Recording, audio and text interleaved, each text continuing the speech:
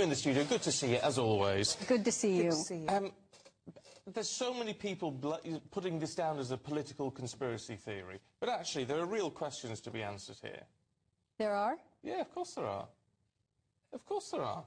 What he's being accused of, but what part do you think is to answer that the 2020 election is going to be re-litigated because of this? They've made a huge, huge mistake with this one, because even though we thought what was going to happen was they were going to go after him for treason or sedition, but they did criminally charge him, but they didn't go to that extreme. As a result, he has due process, so he can subpoena people and bring things in.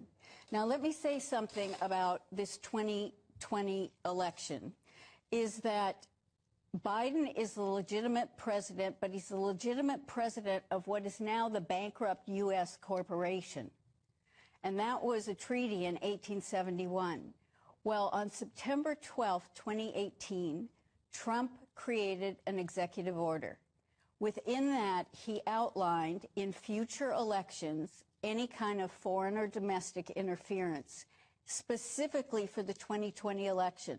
So we say, how did he know some of these things were going to happen? Election integrity on both sides of the aisle is tough.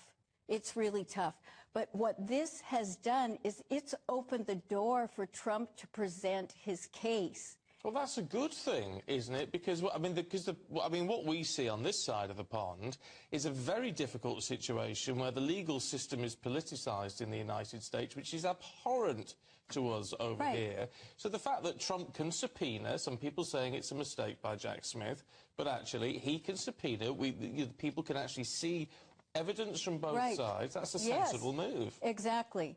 And it's a great mistake by Jack Smith that he's done that. Absolutely great. See, the thing is, think about Edward Snowden and all the information he had. Think about the fact that our military, our Department of Defense Space Force, if you think that they don't have the actual real results from the election, then you're fooling yourself. Yeah, but what we do know with this is we're told that there are plenty of notes from people, including Vice President Pence, that there are some recordings of Donald Trump acknowledging that actually what he said in public was nonsense. That some of these states, whether he claimed he was out saying look, Detroit, it's corrupt, it's all corrupt, the results are corrupt. And that when in reality he knew it wasn't. That's illegal. But you know what? That's what someone's claiming, but that's not the fact, and that's not what Donald Trump really has ever said. He's been very, very clear. I mean, the issues were, for example, in Pennsylvania, the Supreme Court of the state of Pennsylvania stepped in and changed some of the election laws. Under our Constitution, it's only the state legislators that can do that. 2,000 Mules, the film that came out, what they did, they spent over $4 million tracking the phones. And the reason it's only 2,000 mules is that based on the visits to the drop boxes in Georgia, they had to have gone over 10 times. And they've got all the film for that. So the thing is that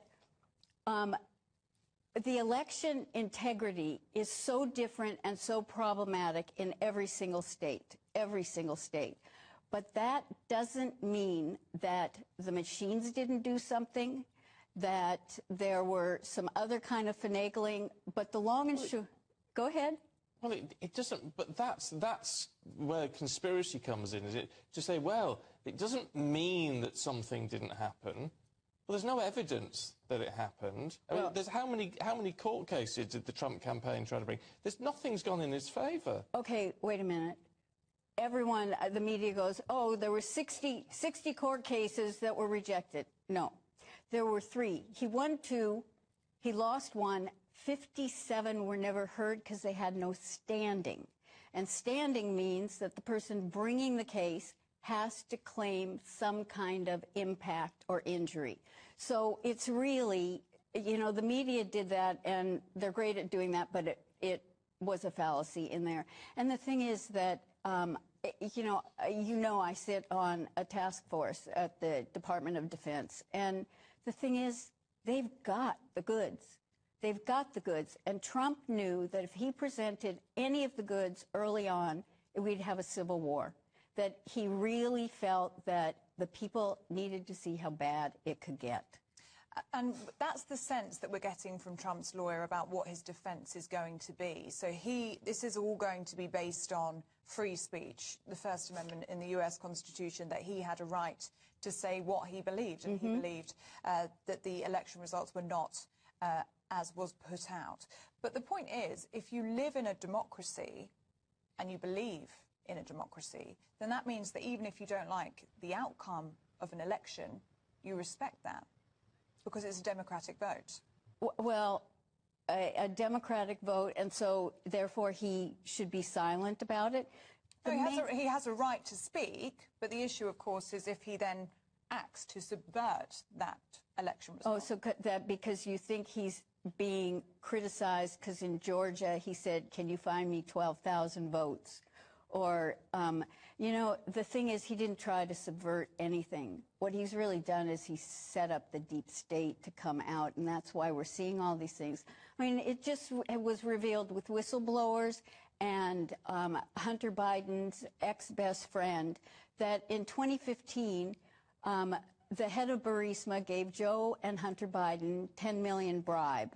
In 2018, Joe is on TV publicly saying that he threatened that unless they got the prosecutor fired, that he wasn't going to let them have their $1 billion in support.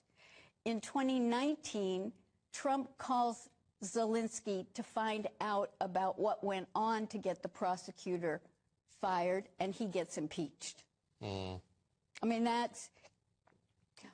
we've lived with it for a long time. We're almost out of time. I just want to pick you up on one thing. You said earlier on, Donald Trump has been very clear on this. Is he a man that you believe? I mean, look, he's about as believable as a chocolate teapot, isn't he? Look, I know that, thank God you got the negativity in at the end and not the beginning. I can always count on you for that, always. But it's a legitimate point to say that Donald Trump is a man who always speaks the truth. That can't be the case. I mean, it's hardly the case of any leader, to be fair, but, I mean, definitely not Donald Trump. Well, I don't know if I said everything or always, because I do call him the embellisher-in-chief, because he's a marketer. But in terms of telling us things, optics, you better believe that he's very much a straight shooter in terms of actions that he's going to take or what he thinks needs to be done. They made fun of him because they assumed he broke protocol and walked in front of the Queen. No, if you go back and look at it, you will see he looked at her. She gave a wave with her hand.